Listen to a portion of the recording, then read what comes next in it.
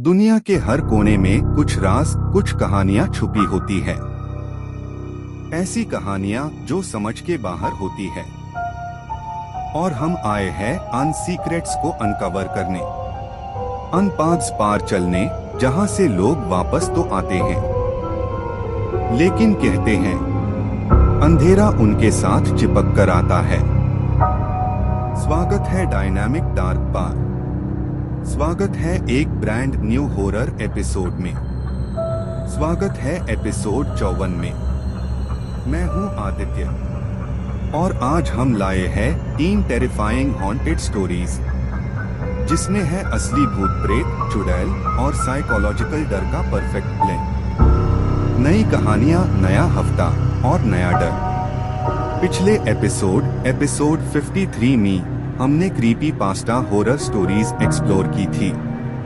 अगर आपने मिस किया, लिंक डिस्क्रिप्शन में है, जरूर चेक करो। तो चलो शुरू करते हैं एपिसोड 54।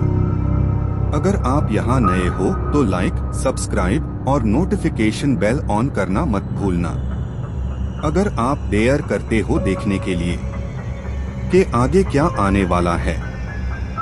आज हम एक्सप्लोर करेंगे 3 हॉन्टेड स्टोरीज, हर एक अपने तरीके से टेरिफाइंग। सबसे पहली कहानी द टेम्पल चुड़ैल। आज की दूसरी कहानी है द फॉरेस्ट ब्रिज चुड़ैल। आज की आखिरी कहानी है द ओल्ड मैंशन चुड़ैल। अच्छे एक्सपीरियंस के लिए अपने ईयरफोन्स या हेडसेट लगाओ। लेट द डार्कनेस, सस्पेंस और फियर आपको कंज्यूम करने दो। आप अपने रूम की लाइट्स ऑफ कर दो ताकि एकदम सिनेमैटिक एक्सपीरियंस माइल, क्योंकि ऐसा एक्सपीरियंस सिर्फ डायनामिक डार्क पार ही मिलेगा। रात का अंधेरा घने जंगल को इस तरह घेरे हुआ था जैसे अंधेरा सिर्फ इस जगह के लिए बना हो। हवा बिल्कुल ठंडी और अजीब खामोशी से भरी हुई। दूर तक कोई जानवर की आवाज भी नहीं आ रही थी, जैसे पूरा जंगल एक साथ सांस रोककर खड़ा हो। पेड़ों के लंबे टेढ़े-मेढ़े ताना आसमान तक फैल रहे थे। उनकी शाखें एक दूसरे से टकराकर हल्की सी खटखट पैदा करती, वो भी सिर्फ तब जब हवा बिल्कुल हल्की सी चलती। मिट्टी गीली थी, जमीन पर पुराने पैटर्न की परत जम चुकी थी और हर कदम पार पैटर्न का दबना एक लो, हॉलो सा साउंड क्रिएट करता। दूर कहीं से एक बहुत फेंट सी घंटी की आवाज भी सुनाई देती, पर पता नहीं वो हवा ला रही थी या सच में कोई बाजा रहा था। इस घने जंगल के बीच एक पुराना मंदिर दूर दूर तक छुपा हुआ एक छोटी पहाड़ ही पर बनता हुआ दिख रहा था। मंदिर इतना पुराना लग रहा था कि जैसे सालों से किसी ने उससे देखा तक ना हो। दीवार पार बेलन लापटी हुई, पत्थर टूट फूट गए थे और मंदिर की घंटी हवा के साथ स्वे कर रही थी, पर उसकी आवाज में एक अजीब सा असमंजस था, जैसे घंटी खुद बजाने का मन नहीं कर रही हो। आसमान में आधे चंद्रमा की रोशनी इतनी कम थी कि बस आउटलाइंस दिख रही थी। अंधेरे में मंदिर एक शैडो जैसा लग रहा था, एक बेजान पर फिर भी जीता हुआ शैडो। उसके पीछे का जंगल और घना होता जा रहा था। ठंडी हवा जब पेड़ों के बीच से गुजरती तो ऐसा लगता जैसे कोई लंबे बालों वाली औरत हवा की तरह निकलकर एक पेड़ से दूसरे पेड़ तक सरक रही हो। जंगल की मिट्टी से एक पुरानी भरी हुई गंध उठ रही थी, कुछ मिट्टी की, कुछ गीले पैटर्न की और कुछ ऐसी जो समझ में नहीं आती। एक कैसी गंध जो इंसान की नहीं होती, कोई और चीज जिंदा हो यहाँ। किसी ने कहा था कि इस मंदिर के आसपास रात में हवा भी सही तरह नहीं चलती, और वो बिल्कुल सही लग रहा था। आज की रात हवा चल तो रही थी, पर हर एक झोंका अलग था। कभी ठंडा, कभी ज्यादा ठंडा, कभी एकदम गर्म सा, जैसे हवा के अंदर भी कोई सांस ले रहा हो। आगे का रास्ता संकरा होता जा रहा था। एक पतला सा पाथवे मंदिर की तरफ जाता हुआ, पार मिट्टी बिल्कुल फ्रेश लगी, जैसे कोई कुछ देर पहले यहाँ से गुजरा हो। पार जंगल में कोई आता ही नहीं। पिछले 50 साल से। FIR ये निशान किसने बनाए? दूर मंदिर की घंटी एक बार फिर हिलती, लेकिन इस बार आवाज हवा से थोड़ी अलग थी, जैसे कोई उससे धीरे से छूकर थोड़ा जोर से हिला रहा हो। रात और गहरी होती जा रही थी, और जंगल और जिंदा। मंदिर के बाहर का दृश्य पहली नजर में हाय अजीब लगता है, इतना पुराना, इतना छोड़ा हुआ कि जैसे वक्त ने इस जगह को सालों पहले ही भूल दिया हो। मंदिर की दीवारें धीरे धीरे गिरती हुई, उन पर बनी पुरानी नक्काशी अब फीकी पड़ चुकी थी। कभी ये दीवारों पर देव देवियों के चेहरे चमकते होंगे, आज बस उनकी परछाइयां बची थी, या टूटी हुई मूर्तियों के टुकड़े जो जमीन पर बिखरे पड़े थे। बेलन और कांटों ने सालों से इन दीवारों पर अपनी पकड़ बना रखी थी, जैसे मंदिर और जंगल एक साथ मिलकर एक ही देह बन चुके हो। चांदनी की रोशनी इतनी कम थी कि बस आउटलाइंस दिखती, और वही फेंट मूनलाइट टूटी हुई मूर्तियों पर बैठकर उन्हें अजीब जिंदा सी फील देता। किसी मूर्ति का सर टूटा हुआ, किसी का हाथ जमीन पर पड़ा, किसी देवता की आंख बिल्कुल मिट्टी में धंसी हुई। पर सबसे ज्यादा डरावनी चीज ये थी कि कभी कभी चांद के हल्की किरणों में ऐसा लगता जैसे मूर्तियों के चेहरे हल्की सी मूवमेंट करें, जैसे उनकी आंखें पाल भर के लिए जिंदा हो जाती हो। मंदिर के सामने एक बढ़ा हुआ कोर्टयार्ड था, जिसमें पुरानी लालटेन के टुकड़े बिखरे थे। कभी यहाँ पूजा हुई होगी, लोगों की भीड़ होती होगी, पर अब सिर्फ पैटर्न की खड़खड़ाहट और हवा का सार सुनाई देता। ऐसा लगता था कि जगह अब भी सांस लेती है। चांदनी पेड़ों की शाखों के बीच से टूट टूट कर पड़ती, और हर जगह अजीब सी हिलती परछाइयां बनती, पता नहीं पेड़ों की, किसी जानवर की, या किसी और की। मंदिर के मुख्य द्वार के दोनों तरफ दुबेड़ पत्थर के दीपस्तंभ थे, पर उनमें से एक पूरे का पूरा गिर चुका था। दूसरा थोड़ा टेढ़ा होकर अब भी खड़ा था, पार उस पर खून के पुराने सूखे हुए दाग जैसे मार्क्स बना हुआ थे।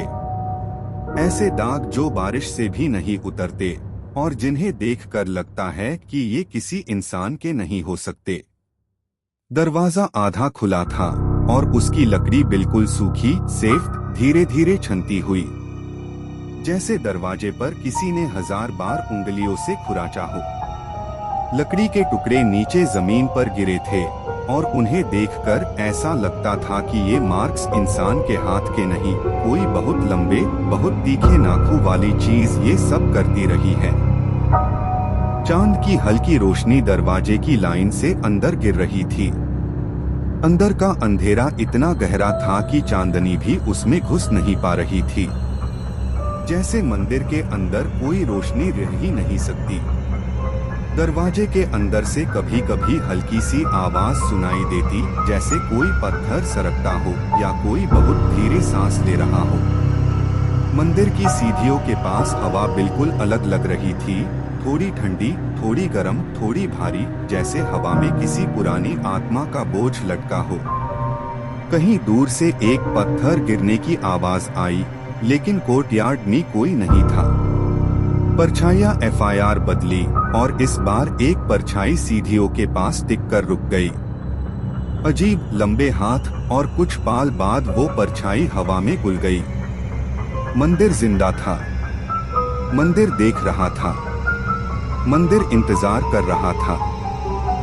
जैसे ही मंदिर के अंदर कदम रखे जाते हैं, हवा एकदम बदल जाती है। बाहर का जंगल ठंडा था, लेकिन अंदर की हवा अजीब सी गर्म और भारी लगती है। मंदिर के अंधेरे हॉल में हल्की सी मूनलाइट गिर रही होती है, लेकिन रोशनी बस इतनी कि एक दो टूटे हुए खंभे और पत्थर के टुकड़े दिख जाएं। बाकी सब कुछ गहरे अंधेरे में डूबा होता है। दीवारों पर बनी पुरानी मूर्तियों की परछाइयां इधर उधर हिलती हुई लगती है, जैसे अंधेरा खुद सांस ले रहा हो। पहला कदम जैसे ही आगे बढ़ता है, अचानक मंदिर के एक कोने में कुछ तेजी से हिलता हुआ दिखता है। ऐसा लगता है जैसे कोई परछाई फ्लोर पार सरकती हुई दूर जा रही हो। लेकिन जैसे ही नजर उस डायरेक्शन में जाती है, सब कुछ बिल्कुल सन्नी हो जाता है। अंधेरा फिर असली अंधेरे जैसा। पर कुछ तो था, कुछ तो चल रहा था। मंदिर के बीच का बड़ा खंबा आधे में टूट चुका था और उसके पीछे एक अजीब सी खामोशी चिपकी हुई थी। फिर एक हल्की सी, बहुत ही धीमी घंटी की आवाज हवा में घूमती है। एकदम सुरीली नहीं, बिल्कुल बेसुर, जैसे कोई घंटी को हाथ से नहीं बल्कि लंबे तीखे नाखून से छेड़ रहा हो। आवाज टूटता तड़पता एको देती हुई मंदिर के कोने तक जाती है। नीचे की मिट्टी पर ऐसे निशान दिखे जाते हैं जैसे किसी ने जमीन को काट डाला हो। नाखून के निशान लंबे, गहरे और बिल्कुल सीधे, जैसे किसी को गुस्सा आया हो, जैसे मंदिर की दीवारों को कोई रोज के रोज खुरांचता हो, अपनी मौजूदगी या दर्द या गुस्सा छोड़ते हुए। और फिर खंबे के पीछे से कोई हलचल होती है। पहले एक लंबी अंधेरी परछाई, फिर एक सांस हल्की लेकिन साफ, जिस्म नजर नहीं आता लेकिन फील होता है कि कोई वहां खड़ा है, कोई आपकी तरफ देख रहा है। फिर धीरे धीरे एक सफेद सा कपड़ा खंबे के किनारे से झलकता है, बिल्कुल सफेद नहीं, पुराने खून के ढीले भूरे दाग से भरा हुआ। कपड़े के बाद लंबी मोटी गहरी काली बाल की लत तारीकी से निकलती है। धीरे धीरे, बहुत ही धीरे। ऐसा लगता है जैसे कोई जानबूझकर अपना अस्तित्व धीरे धीरे दिखा रहा हो, जैसे वो अंदर से देख रही हो कि दार का असर कितना हो रहा है। फिर एक पाल आता है जब वो पूरी नजर आती है। खंबे के पीछे से एक चुड़ैल इमर्ज होती है, लंबी पतली सफेद ब्लड स्टेन्ड टोर्न साड़ी उसके कमजोर जिस्म पर लटकती हुई, बाल उसके चेहरे को आधा छुपते हुए। उसकी त्वचा ज्यादा सफेद, बिल्कुल अस्वाभाविक सफेद, जैसे सालों से धूप नहीं देखी। उसके हाथ थे बहुत लंबे और उनके आखिरी सिरों पर वो लंबे तेज सिकल जैसी नेल्स चमक रहे थे। उसकी उंगलियां धीरे धीरे हवा में हिल रही थी, जैसे वो कोई इनविजिबल चीज फील कर रही हो। उसका चेहरा आधा बालों में छुपा हुआ, आधा मूनलाइट में। बाल की एक भीगी लत उठी और उसकी आंख का एक टुकड़ा दिखा, लाल नहीं, काला नहीं, एक अजीब सी दूध जैसी सेफ प्यूपल जो सीधा कैमरा डायरेक्शन में टिक कर देखती थी। ऐसा लगता था जैसे उससे पता हो कोई आया है। फिर उसके होंठों से एक अजीब, बिल्कुल हल्की सी हंसी निकलती, ऐसी जो इंसान की नहीं लगती। और वो बिना पैर हिलाए बिल्कुल धीरे 1 इंच आगे बढ़ जाती है। अंधेरा उसके पीछे से हिल रहा होता है। मंदिर सांस ले रहा होता है और चुड़ैल आपसे कुछ कहने वाली लग रही होती है। मंदिर के अंदर अब सन्नाटा टूटने लगा है, पर आवाज किसी इंसान की नहीं। वो हल्की खर्र सी खामोशी, जैसे कोई लंबे बालों को जमीन पर घसीट रहा हो। चुड़ैल अब पूरे मंदिर में घूमने लगती है, ना पैरों की आहट, ना सांस, ना कोई जिंदा इंसान जैसी मूवमेंट।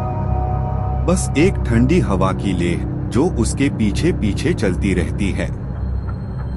मंदिर के कोने में राखी पुरानी मोमबत्तियां कांप रही है। उनकी हल्के पीले रंग की लाएं हर बार हवा के बिना भी हिलती है। ऐसा लगता है जैसे उन्हें कोई अनजान हाथ झूलसा रहा हो। पर्चियां मंदिर की दीवारों पर इधर-उधर नाचने लगती है। किसी का हाथ लंबा हो जाता है, किसी का सर मुरझाकर नीचे लटक जाता है। पर वो सब बस एक इल्यूजन नहीं, जैसे मंदिर की दीवारें जिंदा होकर उसकी हरकतों को फॉलो कर रही हो। चुड़ैल के लंबे रेजर्स जैसी शार्प नेल्स धीरे धीरे स्टोन मूर्तियों को ब्रश करते हैं। जब वो एक देवी की मूर्ति के गाल पर अपनी उंगली फिरती है, स्टोन पर एक नया गहरा स्क्रैच पैड जाता है, जैसे पत्थर भी उसके स्पर्श से दार गया हो। कभी वो किसी टूटी मूर्ति के हाथ को पकड़कर उसे झट से उसकी जगह पर घुमा देती है, और कभी किसी दीवार पर खून जैसी लाल लकीर ट्रेस कर देती है। उसके व्हाइट टोन साड़ी के किनारों पर चिपका हुआ सूख चुका खून हर कदम पर अंधेरे में हल्की चमक देता है। उसके बाल जमीन पर ऐसे फैल्ट है जैसे कोई साया मंदिर में जड़ बना रहा हो। जहां वो चलती है वहां हवा एक पाल के लिए रुक जाती है। और आप देख सकते हो मंदिर की हर मूर्ति का चेहरा उसकी उंगलियों के स्पर्श से धीरे धीरे आपकी तरफ मोड़ने लगता है, जैसे वो सब आपको देख रहे हो। चुड़ैल की ये हॉन्टिंग वॉक मंदिर की जमीन को भी जीवंत कर देती है। मंदिर का माहौल अब सिर्फ दरवना नहीं, अजीब तरह का बेचैन कर डीन वाला हो चुका है। चुड़ैल का मूवमेंट पहले जो धीमा हल्की हवा जैसा था, अब वो तेजी पकड़ रहा है। वो कभी मंदिर के एक कोने में दिखाई देती है और पाल भर में दूसरे कोने में खादी होती है, बिना कदम की आहट, बिना किसी नेचुरल मोशन के। उसके लंबे खून से डाइड ह्यू सेफ साड़ी के टुकड़े हवा में कांपते नहीं, बल्कि ऐसे हिलते हैं जैसे कोई अनदेखा साया उन्हें खींच रहा हो। हर बार जब वो आगे बढ़ती है, मंदिर की दीवारों पर पड़ती पर्चियां अनियंत्रित तरीके से टेढ़ी मेढ़ी हो जाती है। कोई साया लंबा होकर छत तक पहुंच जाता है, कोई साया मुरझाकर किसी दूसरी चीज का रूप ले लेता है। मूर्तियों के चेहरों पर पड़ती लाइट पाल भर में चेंज होने लगती है। कभी देवी का चेहरा शांत लगता है और अगले हाई सेकंड वो चीखते हुए विकृत रूप में उभार आता है। मंदिर की फ्लोरिंग पार आपके पैरों के आगे आगे ठंडी हवा झांकती हुई निकलती है, जैसे कोई ठंडी सांस सीधी जमीन से उठ रही हो। और तब शुरू होती है वो फूस-फूस सी आवाजें। पहले दूर से, जैसे कोई महिला मंदिर के बाहर से कुछ कह रही हो। एफआईआर थोड़ी देर बाद एक और आवाज मंदिर के पीछे से। एफआईआर तीसरी आवाज बिल्कुल आपके पास, मगर कोई दिखाई नहीं देता। वो आवाजें शब्द नहीं होती, बस हल्की सी सांस, थोड़ा सा रोना, थोड़ा सा फंसा हुआ हंसी का एहसास। चुड़ैल अब बेचैन लगने लगती है। उसके बाल जैसे जमीन से उठकर हवा में तैरने लगते हैं और उसके नेल्स स्टोन की दीवारों पर लंबी कंकर गिराने वाली लाइंस बना रहे हैं। मंदिर के अंदर की हवा अब इतनी शीतल हो चुकी है कि सांस लेते ही सीने में दर्द महसूस होता है।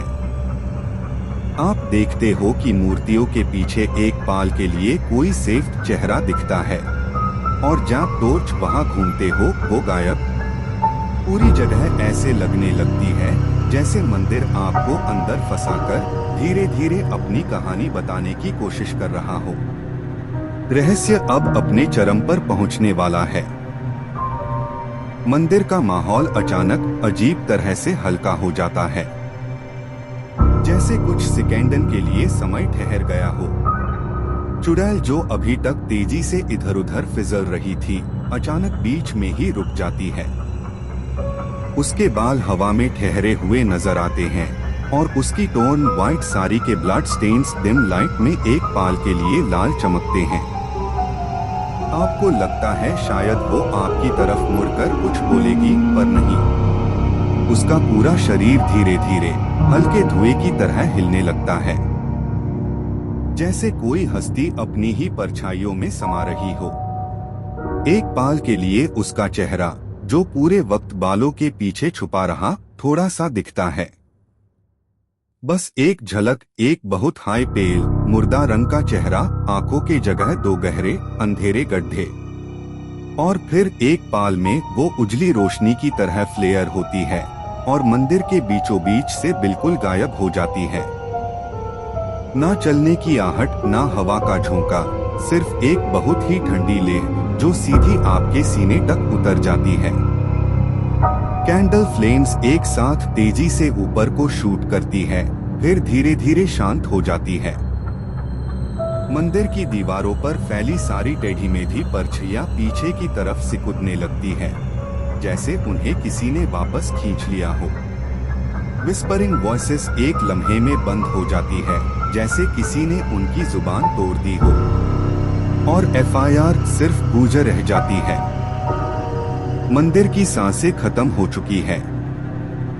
आप धीरे से पीछे मुड़कर देखते हो, हर मूर्ति, हर खंबा, हर दीवार वापस अपनी मूल स्थिति में आ चुका है। ठंडी हवा अब भी मंदिर के अंदर रुकी हुई है। ऐसे लगता है जैसे चुड़ैल गई तो है, पर उसकी आत्मा यहाँ ही किसी कोने में चिपकी बैठी हो। मोमबत्तियां अब बॉयल रही लाइट के साथ हल्की टिमटिमाहट ह्यू जल रही है। आपको एक पाल के लिए लगता है सब खत्म हो गया, पर जब आप निकलने लगते हो, एक मोमबत्ती की लाट एकदम से लंबी होकर साइडवेज झुक जाती है बिना हवा के, जैसे वो आखिरी बार आपको बता रही हो कि मंदिर की कहानी अभी भी पूरी नहीं हुई। आज की दूसरी कहानी द फॉरेस्ट ब्रिज चुड़ैल। रात का एक ऐसा पहलू जहां जंगल की सांसें भी सुनी जा सकती है। तेज हवा रुक चुकी है और सिर्फ पेड़ों के पैटर्न की हल्की थारथरहट एक अजीब सा रिदम क्रिएट कर रही है। घने ऊपर तक बंद होते कैनोपी के नीचे एक पुराना वुडन रोप ब्रिज लटका हुआ है। नीचे गहरी खाई, इतनी अंधेरी की टॉर्च की रोशनी भी उसमें घुल जाती है।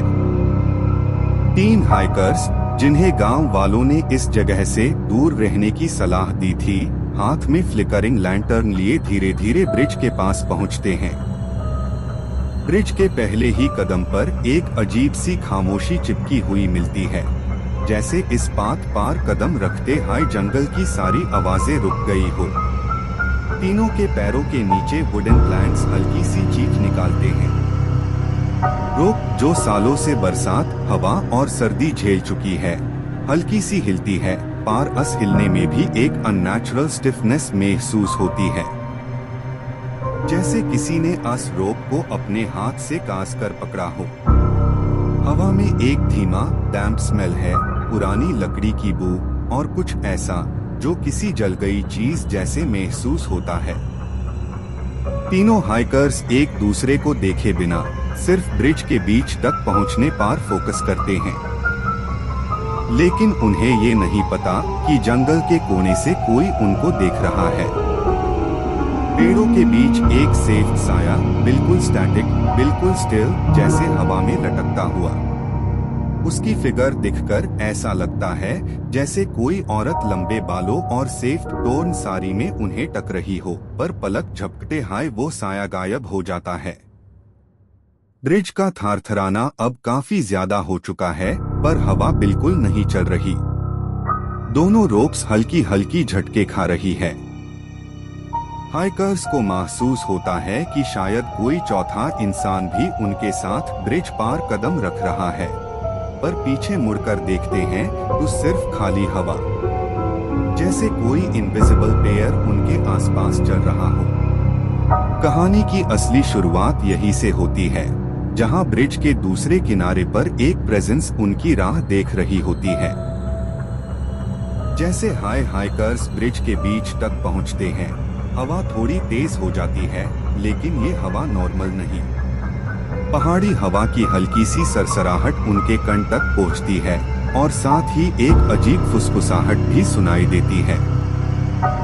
शब्द नहीं, बस हल्की सी गूंज, जैसे कोई छुपा साया उनके आसपास बात कर रहा हो और पूरा जंगल सिर्फ सुन रहा हो। हाइकर्स अपनी लैंटर्न की रोशनी ब्रिज के नीचे और आसपास जायरेट है, लेकिन शैडोज का खेल अजीब सा है। पेड़ों के बीच हल्की मूवमेंट महसूस होती है, पर कभी पूरा साया ब्रिज तक नहीं आता। रोप ब्रिज हल्की झटकों से हिलता है, प्लैंक कभी कभी हल्की चीख निकलती है, और ये सब एक लहराता सा पैटर्न बना देते हैं। पाल पाल लगता है जैसे ब्रिज जिंदा हो गया हो। फुसफुसाहट धीरे धीरे तेज होती है, साइकोलॉजिकल टेंशन क्रिएट करती है। तीनों हाइकर्स के दिल जोर से धड़क रहे हैं, सांसें तेज। तब पेड़ों के बीच से एक अचानक साया दिखता है, लंबे बालों और सेफ टोर्न साड़ी में। बस एक झलक पाल भर के लिए। उसके बाल हवा में लटकते हैं और उसके लंबे तेज नेल्स हल्की सी प्लैंक को स्क्रैप करते हैं, पर कोई सीधी तकरार नहीं। हाइकर्स चुपके से बात करते हैं, पर उनकी आवाज भी फुसफुसाहट में घुल जाती है। हर कदम पार ब्रिज का थारथराना, हवा की अजीब गूंज और डिस्टेंट फुसफुसाहट, ये सब एक ऐसा माहौल बना देते हैं जैसे चुड़ैल ब्रिज को अपने कंट्रोल में ले रही हो। वो अभी भी दिखाई नहीं देती, सिर्फ एक टीजिंग प्रेजेंस महसूस होती है, जैसे इनविजिबल वॉचर उनके हर मूव को ऑब्जर्व कर रहा हो। ये पाल सस्पेंस और साइकोलॉजिकल हॉरर से भरा हुआ है। हाइकर्स अभी तक समझ नहीं पाए कि जो साया उनका पीछा कर रहा है वो कोई आम इंसान नहीं बल्कि ब्रिज की असली रक्षिका फॉरेस्ट ब्रिज चुड़ैल है। जैसे हाइकर्स ब्रिज के बीच तक पहुंचते हैं, एक अचानक साया उनके नजर के सामने दिखाई देता है। पेड़ों के बीच से लंबे घने बालों के साथ एक चुड़ैल का फिगर धीरे धीरे उभार कर सामने आता है। उसका सेफ्ट साड़ी का टोन पार्ट हवा में लटक रहा है और कपड़े पर पुराने खून के दाग हल्की रोशनी में चमक रहे हैं। पाल भर के लिए उसकी आंखों में एक असाधारण रोशनी चमकती है, जैसे वो सीधा उनकी तरफ देख रही हो। पर चुड़ैल का चेहरा काम है, एक्सप्रेशनलेस, ना गुस्सा ना हंसी, सिर्फ साइलेंट ऑब्जर्वेशन। हाइकर्स का ध्यान उस पर बस इतना ही रुकता है। उनके कदम थोड़े धीरे हो जाते हैं, सांसें तेज हो जाती है, पर उनका फिजिकल रिएक्शन मिनिमल है, जैसे उनके नर्व्स खुद हाई सस्पेंस से भर गए हो। चुड़ैल ब्रिज पार फिजिकली नहीं आती, सिर्फ उसका प्रेजेंस ब्रिज के आसपास शैडोज के साथ एक टीजिंग ऑरा क्रिएट कर रही है।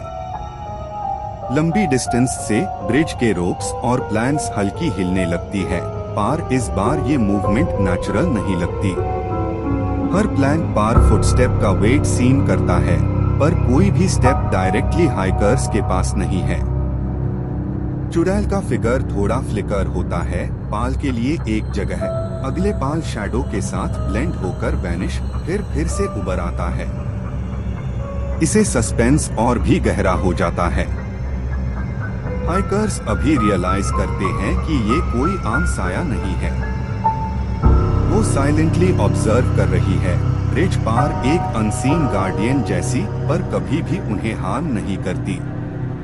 हर कदम पर हवा का सटल स्वे, डिस्टेंट फुसफुसाहट और ब्रिज के हिलना, ये सब चुड़ैल की प्रेजेंस को और भी एरी और सुपरनैचुरल बना देते हैं।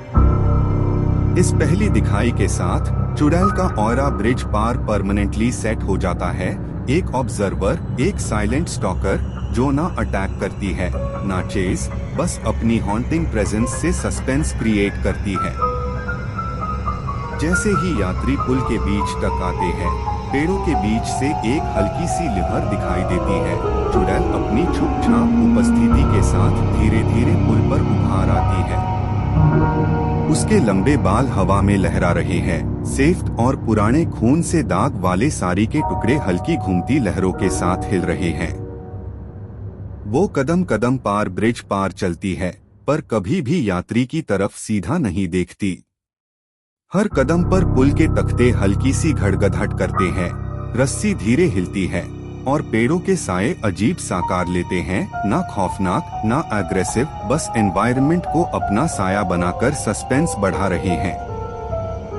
यात्री रुक जाते हैं, अपने लैंटर्न की रोशनी कदम पर टिकती है। पार शैडो और प्लैटिनम उलट-पुलट दिखते हैं, लंबे टेढ़े हिलते दुलते शैडोज, जैसे पुल और जंगल उनके साथ खेल रहे हो। चुड़ैल का फिगर धीरे धीरे पुल के बीच से साइड में चलती है, हर कदम में अपनी छुप-छाप टीजिंग उपस्थिति बनाए रखती है। यात्री की सांसें तेज हो जाती है, पर उन्हें समझ नहीं आता कि ये नेचुरल स्वे है या कोई अदृश्य शक्ति। चुड़ैल के बालों का हल्की सी लहराहट और साड़ी के टुकड़े की घूमती लहर ब्रिज के साथ खुल जाती है, सस्पेंस और रहस्यमयी हवा को और गहरा बना देती है। कोई जोर का स्केयर नहीं, ना किसी को छूटा या पकड़ती है, सिर्फ एक छुपा साया जो हर कदम पर उनका पीछा कर रहा हो, आर विजिबल नहीं। पाल पाल ऐसा लगता है जैसे चुड़ैल ब्रिज और जंगल के बीच हवा में तैर रही हो, हर तख्ते के थारथराना और हर शैडो की हिलती दुलती रूप में उसकी छुप छाप उपस्थिति महसूस होती है। यात्री अब समझ पाते हैं कि ये कोई मामूली साया नहीं बल्कि फॉरेस्ट ब्रिज चुड़ैल है, जो सिर्फ ऑब्जर्व कर रही है, टीज कर रही है और सस्पेंस क्रिएट कर रही है। जैसे ही यात्री पुल के बीच से आगे बढ़ते हैं, उनका रास्ता थोड़ा भ्रमित सा लगता है। हर प्लैंक और रस्सी हल्की सी हिलती है, हवा तेज थपथापती है और पेड़ों के साए अजीब रूप लेते हैं, जैसे पुल और जंगल उनके साथ खेल रहे हों। यात्री अपने कदम धीरे करते हैं। लैंटर्न की रोशनी से सिर्फ साए और प्रतिबिंब दिखते हैं। असली रास्ता और भ्रमित तस्वीर का फर्क समझ नहीं आता। चुड़ैल अब ब्रिज के बीच थोड़ी आगे मूव करती है, अपनी चुपचाप उपस्थिति बनाए रखती है। लंबे बालों के टुकड़े और साड़ी के पुराने खून वाले टुकड़े हवा में लहरा रहे होते हैं। हर कदम पर पुल के तख्ते हल्की सी घड़घड़ाहट करते हैं। रस्सी का हल्की सी थारथराना सस्पेंस और टेंशन को और गहरा बना देता है। चुड़ैल का फिगर बस देख रही है, टीज कर रही है, पर कभी भी यात्री पर अटैक नहीं करती। यात्री थोड़ा परेशान हो जाते हैं। उनके साए लंबे और टेढ़े दिखते हैं, पर असली चुड़ैल का रूप कभी पूरी तरह नजर नहीं आता। लगता है जैसे चुड़ैल ब्रिज और जंगल के बीच हवा में तैर रही हो, उनके हर कदम को महसूस कर रही हो और उनका दार धीरे धीरे सामने आ रहा हो। यात्री का ध्यान चुड़ैल के हल्की चलने और ऑब्जर्वेशन पर है और उनका मन भर ऐसा लगता है जैसे ये रास्ता खुद उनके लिए एक परीक्षा बना दिया गया हो। ब्रिज और फॉरेस्ट का सस्पेंस और रहस्यमयी माहौल हर कदम पर बढ़ता है। चुड़ैल बस ऑब्जर्व कर रही है और टीज कर रही है। यात्री का दार और क्यूरियोसिटी दोनों अपने शिखर पर पहुंच जाते हैं। पुल के ऊपर हवा एकदम ठंडी हो जाती है, जैसे रात ने अपनी सारी सांसें रोक ली हो। हाइकर्स बिल्कुल बीच में थे और चुड़ैल उनसे कुछ हाई डोर, मगर उसकी प्रेजेंस अब ज्यादा साफ और भारी लग रही थी। उसकी लंबे बाल रात की हवा के साथ धीरे धीरे हिल रहे थे और उसकी सेफ्ट फटी हुई खून से लगी साड़ी का एक एक कोना पुल की हिचकोलों के साथ सार्क रहा था। FIR एक पाल ऐसा आया जिसमें सब कुछ ठहर सा गया। ना पुल हिल रहा था, ना हवा चल रही थी, ना कोई आहट। सिर्फ एक अजीब सा सन्नाटा, बिल्कुल बहरा कर डीन वाला। हाइकर्स की नजर चुड़ैल पर टिक गई, पर जैसी ही उन्होंने एक और कदम बढ़ाया, चुड़ैल का चेहरा धीरे धीरे धुंधलाया सा लगने लगा, जैसे कोई छवि हवा में गुल रही हो। उसके बाल पहले धुंध बने, FIR साड़ी का आंचल, FIR पूरा आकार। एक पाल में वो वही खादी थी और अगले पाल बस रात की ठंडी हवा और एक हल्की सी गूंजबाक गई। आंख झपकते ही चुड़ैल गायब हो चुकी थी, पर उसके जाने के बाद जो रह गया वो और ज्यादा दाराडीन वाला था। पुल का हर प्लैंक अब भी थोड़ा गर्म लग रहा था, जैसे किसी ने अभी अभी उन पर चलना छोड़ा हो। हवा में एक हल्की सी सुगंध थी, मिट्टी, पुरानी लकड़ी और किसी पुरानी चीज के जलने की मिलीजुली महकाहट, जैसे चुड़ैल अभी भी आसपास चक्कर लगा रही हो, बस दिख नहीं रही। हाइकर्स डर से सूखे गले के साथ पुल के दूसरे किनारे तक भागने की कोशिश करते हैं, पर उनके कदम जमे जा रहे थे। उन्हें ऐसा महसूस होता है जैसे कोई उनके पीछे से पीछे चल रहा हो। कोई सांस नहीं ले रहा, पर फिर भी सांस की ठंड उनकी गर्दन को छू रही हो। जब वे फाइनली पुल के अंत तक पहुंचते हैं, तो जंगल फिर से वैसे ही शांत दिखता है। कोई आवाज नहीं, कोई हलचल नहीं, जैसे कुछ हुआ ही नहीं। लेकिन हाइकर्स जानते थे, उन्होंने देखा था, उन्होंने महसूस किया था, और सबसे बड़ी बात, उन्होंने समझ लिया था कि ये चुड़ैल उनका पीछा नहीं करती, वो उन्हें देखकर बस गायब हो जाती है। लेकिन रात भर उनके कण के पास उसकी हल्की गूंज रहती है। ना कोई शब्द, ना कोई चेख, सिर्फ एक ठंडी आभा जो उनकी रेगन में बैठ जाती है। वो लोग जिंदा घर लौट आते हैं, पर कभी पहले जैसे नहीं रहते। उनकी आंखों में हमेशा एक डर छुपा रहता है, क्योंकि वो जानते हैं कि जंगल की रात में उस पुराने पुल पर चुड़ैल कभी सच में चली नहीं जाती, वो बस कहीं छुपकर देख रही होती है। आज की आखिरी कहानी है द ओल्ड मैंशन चुड़ैल। तीन किशोर मित्र रात के गहरे अंधेरे में एक वीरान सदियों से छोड़ी हुई हवेली के गेट पार पहुंचते हैं। दीवारें झूरी हुई, प्लास्टर उतरा हुआ और खिड़कियों पर लटके हुए फाटे हुए पर्दे हवा में धीरे धीरे हिल रहे होते हैं। दरवाजे की पुरानी लकड़ी खामोशी में खुद ही करह उठा, जैसा उन्हें अंदर बुला रही हो। रात की हवा सर्दी से कांपती है और हवेली का पूरा महल एक अजीब सी सन्नाटा और बेचैनी से भर जाता है। दोस्तों धीरे धीरे हवेली के अंदर कदम रखते हैं।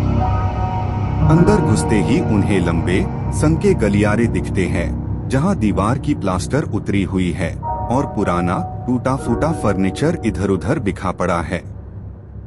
हर कदम पार फ्लोरबोर्ड हल्की सी चीख जैसी आवाज करती है, जैसे कोई उनकी राह सुन रहा हो। अंधेरा इतना गहरा है कि लैंटर्न की रोशनी भी बस थोड़ा ही आगे तक पहुंच पाती है। पूरे महल में एक अजीब भयानक सन्नाटा छाया हुआ है, जैसे ये जगह उनका इंतजार कर रही हो। अचानक दोस्तों की लैंटर्न की रोशनी दाला के अंत तक पहुंचती है और वहां एक चुड़ैल चुपचाप खाते दिखाई देती है। सेफ फटी हुई सारी जमीन तक लटकती है और लंबे काले बाल उसके चेहरे को आधा छुपा देते हैं। वो बिल्कुल स्थिर, बिल्कुल शांत, बिना किसी आवाज के उन्हें देखती हुई लगती है, जैसे उसने उनका प्रवेश पहले हाय महसूस कर लिया हो। दोस्तों की सांसें रुक जाती है और दाला का सन्नाटा और गहरा हो जाता है। हवेली के अंदर चुड़ैल धीरे धीरे गलियारों और कमरों में चलती हुई महसूस होती है। जैसे ही दोस्तों का ग्रुप आगे बढ़ता है, पुराने दरवाजे खुद बैंड होने लगते हैं और दीवारों पर बड़ी पर्चियां अजीब तरीके से हिलने लगती हैं।